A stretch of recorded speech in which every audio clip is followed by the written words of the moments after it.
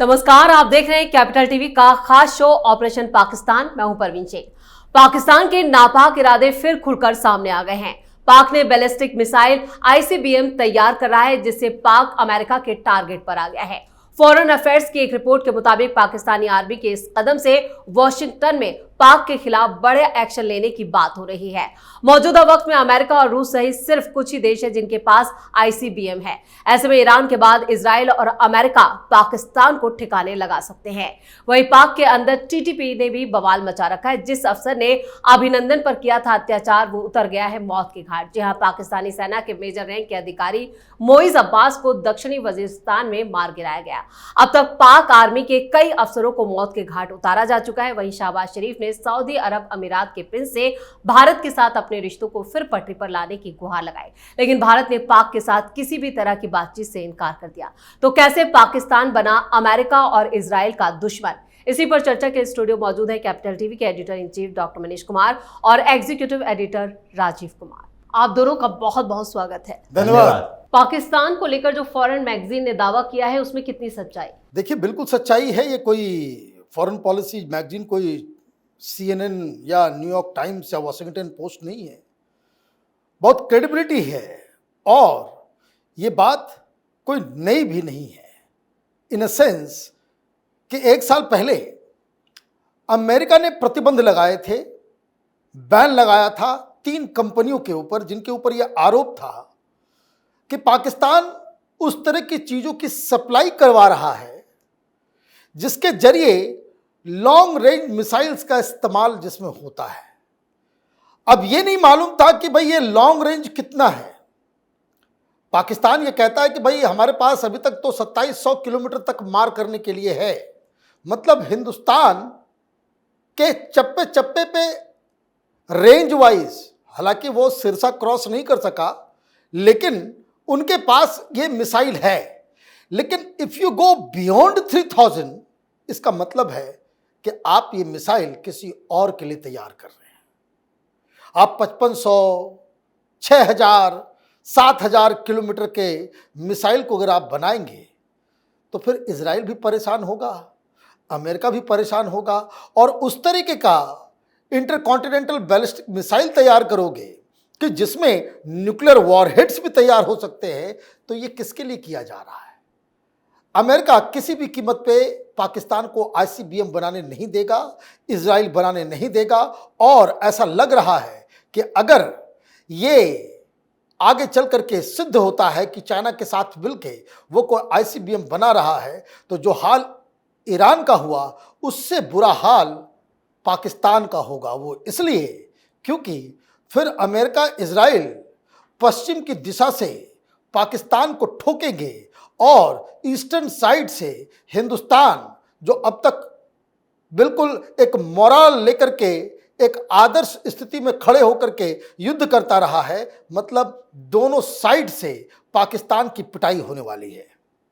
क्या अब ईरान के बाद पाकिस्तान का नंबर लग चुका है? देखिए, नंबर तो लग ही चुका है, क्योंकि जो स्थितियां पूरी दुनिया में बन रही है, अलग अलग ग्रुप्स तैयार हो रहे हैं और उन ग्रुप्स में अपने अपने दुश्मनों को टारगेट किया जा रहा है। जैसे ट्रंप की डिप्लोमेसी अपनी दिशा में चल रही है, चीन को अलग थलग करने के लिए पाकिस्तान के साथ थोड़े अच्छे संबंध बनाएगा तो उधर तुर्की के साथ भी बनाएगा, उधर दूसरे तरफ इजराइल उसका पार्टनर है ही, इजराइल का सहयोग करते ही हैं। लेकिन इन सबके बीच कम से कम अमेरिका, इजराइल, भारत, रूस, ये सारे देश जो है, यूरोपीय संघ के देश, ये सब मिलकर ये जानते हैं कि उनका दुश्मन कौन है, असली दुश्मन।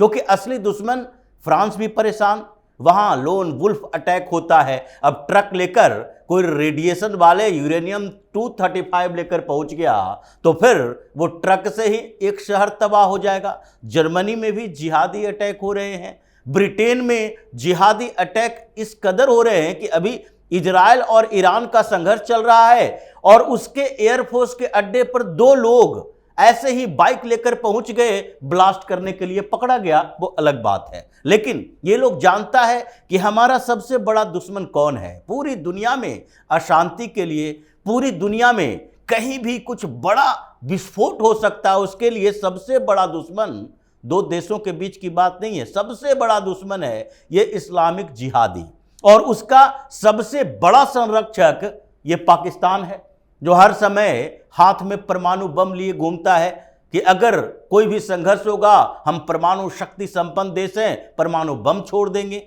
भारत के साथ भी ऐसा होता है। भारत और पाकिस्तान का कोई भी संघर्ष हो उसमें वो कहता है, धमकी देता है, भाई परमाणु शक्ति संपन्न देश हैं, हम परमाणु बम का उपयोग कर देंगे।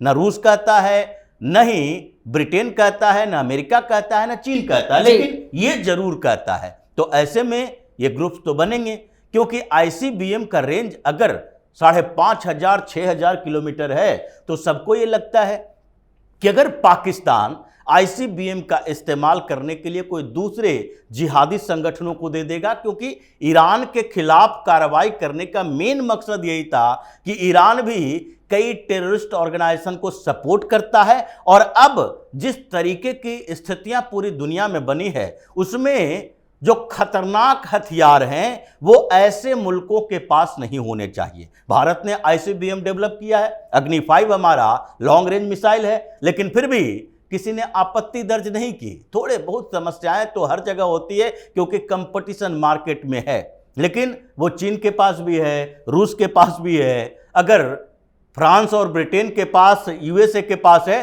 तो इजराइल और नॉर्थ कोरिया के पास भी है। लेकिन फिर भी इन लोगों को भी लगता है कि वैसे देश जो कि हमेशा उद्वेलित रहता है, जिसके पुराने रिकॉर्ड है कि आतंकी संगठनों को ये अपने वैज्ञानिक देता है परमाणु बम बनाने के लिए, तो ऐसे देश के खिलाफ कार्रवाई तो जरूरी है। और ट्रंप जिस तरीके से घेर रहे हैं, और इस बार भारत की सरकार पुरानी सरकार नहीं है, इंदिरा गांधी और राजीव गांधी जैसी, कि अगर इजराइल कहता है कि नहीं भाई पाकिस्तान को निपटा दो, इसके भी एटॉमिक ठिकाने नहीं होने चाहिए, तो हम मना कर देते, नहीं नहीं हम तो शांति के दूत हैं, जब तक हमारे साथ सीधे तौर पर नहीं होगा हम कुछ नहीं कर सकते। अब ऐसा नहीं किया जाएगा। अब तो परमाणु ठिकाने हो या फिर तुम्हारा मिसाइल पैड हो, लॉन्चिंग पैड हो, हर जगह ध्वस्त किया जाएगा, जो पूरे दुनिया में कॉन्सेंसस चल रही है और महाशक्तियां एक हो रही है पाकिस्तान के खिलाफ इस रिपोर्ट के आने के बाद। बिल्कुल, अमेरिका और इजराइल के टारगेट पर आए पाकिस्तान जो है वो सऊदीया के जरिए भारत से बातचीत की गुहार लगा रहा है। देखिए वो रो रहा है, कह रहा है कि प्लीज बात करा दो। वो क्यों? 2-3 वजह हैं। एक वजह यह है कि प्रधानमंत्री ने कल भी कहा, आगे भी कहेंगे कि हमारा ऑपरेशन सिंदूर जारी है। मतलब हमारे सैनिक जो फॉरवर्ड पोजीशन पे उस समय गए थे वो तैयारी अभी भी जारी है। और आप देखते हैं कि सप्ताह 2 सप्ताह के बाद हम लोग जो है एयर स्पेस बंद कर देते हैं। हमारे लड़ाके जो है वो प्रैक्टिस भी कर रहे हैं। कब पता नहीं कोई इधर उधर चला गया तो फिर क्या करें? कोई मिसाइल टेस्ट हम लोग करते रहे और मालूम चला किसी मदरसे पे जाके गिर जाए तो हम क्या करें? ये दिक्कत इसलिए है सऊदी अरब और हर जगह जाकर के क्यों ये डोनाल्ड ट्रंप से भी कह रहे हैं बात करवा दो। और डोनाल्ड ट्रंप ऐसे आ गए कि प्रधानमंत्री मोदी को कह दिया कि भाई आप भी आ जाओ। उनका जो प्लान ये था कि मोदी को व्हाइट हाउस लेकर के आएंगे और पीछे के दरवाजे से मुनीर को भी सामने बिठा देंगे। ये तो प्रधानमंत्री मोदी ने प्यार से कह दिया कि नहीं, हमें तो उड़ीसा जाना है, हम आपके यहाँ नहीं आ सकते, जो खाना खाने के लिए गया हुआ उसको ही खिलाओ। ये बातचीत क्यों करवाया जा रहा है? वो इसलिए करवाया जा रहा है कि इनका जो 40% जो आर्मी बलूचिस्तान और खैबर पख्तूनवा में उस बॉर्डर्स पर रहते थे, वो अभी भी उनको पंजाब और राजस्थान के बॉर्डर पे उनको डिप्यूट किया हुआ है। रोज पैसे लग रहे हैं, रोज खर्च आ रहा है। ये इस भिखारी मुल्क के औकात के बाहर की चीज है और वहां पे रोज खबर आ रही है। देखिए कोई अभिनंदन को पकड़ने वाला, हाउ इज द टी, जाओ भाई अब चाय पीते रहो। किसी ने चाय पिला दिया, उसको चाय पिला दिया तो फिर ठीक है। अब देखिए कि वहां पाकिस्तान अपने ही जद्दोजहद में फंसा हुआ है। रोज खबरें आ रही है कि बलूचिस्तान में और बवाल, तो उसको कंट्रोल करने के लिए आप कहां से क्या करोगे? और दूसरी चीज, ये जो लगातार दबाव बना हुआ है इंडिया की तरफ से, पाकिस्तान तो इसमें ही उलझा हुआ है। आर्मी कह रही है कि भाई पहले तो इसको हटाओ, यहाँ पे इंडिया के साथ नॉर्मलाइज करो, तब तो हम कुछ आगे की चीज सोचेंगे। लेकिन it will take just one incident, एक आतंकी घटना भारत में या फिर दुनिया के किसी भी वेस्टर्न कंट्री के किसी भी जगह पे जिसका लिंक पाकिस्तान से निकलेगा तो इस बार पाकिस्तान पूरी दुनिया के निशाने पे आ जाएगा। बिल्कुल, पाकिस्तान बच नहीं पाएगा, लेकिन पाकिस्तान की जो आर्मी है वो मुनीर के हाथों से निकल चुकी है। मुनीर नहीं संभाल पा रहे हैं पाकिस्तान के। देखिए, पाकिस्तान की आर्मी कभी भी पहले भी सेना अध्यक्ष के नियंत्रण में नहीं रहती है। ये कोई देश ऐसा है ही नहीं जहां देश की तरह डिसिप्लिन हो, जहां देश के प्रति भावना हो। यहां तो भावना इस्लाम के प्रति है। ये देशी बना धर्म के नाम पर, मजहब के नाम पर, तो मजहब के प्रति ही लोगों की भावना है। ये तो सिर्फ बाउंड्री है। तो इसलिए वहां पर अलग अलग गुट इसलिए बने होते हैं क्योंकि जो ज्यादा कट्टर इस्लामिक होगा उसके साथ हम रहेंगे। तो अभी परिस्थितियां बदल चुकी है। अब ये ईरान के मसले पर मुनीर घिरा हुआ है तो इसके कमांडर अलग अलग रास्ता अपना रहे हैं, और उधर भारत के साथ डील नहीं हो रही है तो अंदर से परेशानियां बढ़ रही है। सामान्य तरीके से अगर रिलेशन रहते हैं तो वहां पर आर्थिक स्थिति इतनी कमजोर नहीं रहती है।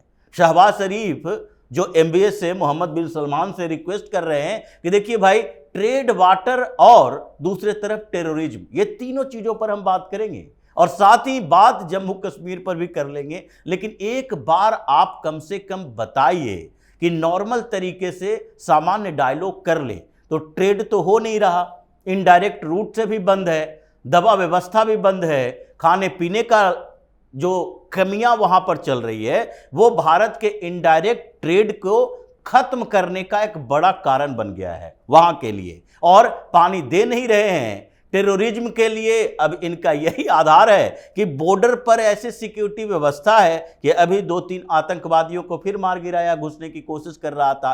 तो टेररिज्म पे हम निपटने के लिए तैयार है इस आधार पर कि आगे अगर तुम्हारी कोई कार्रवाई होगी तो युद्ध घोषित हो जाएगा। ये PM मोदी ने पहले ही कहा है। लेकिन सबसे पहली शर्त जो है भारत की तरफ से, कैसे मान ले, तुम्हारे ऊपर विश्वास कैसे कर लें। और उसी विश्वसनीयता की बात है कि विश्वास तब करेंगे जब ये हाफिज सईद जैसे लोग, ये जो बैठा हुआ है वहां मौलाना, और सारे के सारे टेररिस्ट ऑर्गेनाइजेशन, ये सारे के मुखिया को पकड़ कर दो। दाऊद इब्राहिम के बारे में जानकारी दो जो हिंदुस्तान में नेटवर्क चलाता है तुम्हारे जिहादियों के लिए। इन सारे लोगों को पकड़कर हमें दो, अजहर मसूद हो या हाफिज सईद हो। उसके बाद हम आगे बातचीत करेंगे कि तुम्हारी व्यवस्थाएं ठीक हो। नहीं तो यही लोग पाकिस्तान में इतने विस्फोट करेंगे जैसे TTP वालों ने किया, जैसे BLA वालों ने किया, अलग अलग क्षेत्रों में इतने विस्फोट करेंगे कि सेना में टुकड़ियां बचेगी और देश की हालात गर्त में चली जाएगी। चलिए, इस तमाम जानकारी के लिए और सटीक विश्लेषण के लिए आप दोनों का बहुत बहुत धन्यवाद। धन्यवाद। पाकिस्तान की उल्टी गिनती शुरू हो चुकी है। वो खुद अपने जाल में फंसता जा रहा है। ईरान के बाद अब उसने अमेरिका और इजराइल को खुद ही न्योता दे दिया है कि वो उस पर अटैक करे। ऐसे में पाक के अंदरूनी हालात भी पाक की बर्बादी की गवाही दे रहे हैं। इस खास शो में इतना ही। वीडियो कैसा लगा कमेंट करके अपनी राय जरूर दें। वीडियो को लाइक करें, शेयर करें और कैपिटल TV को सब्सक्राइब जरूर करें। धन्यवाद।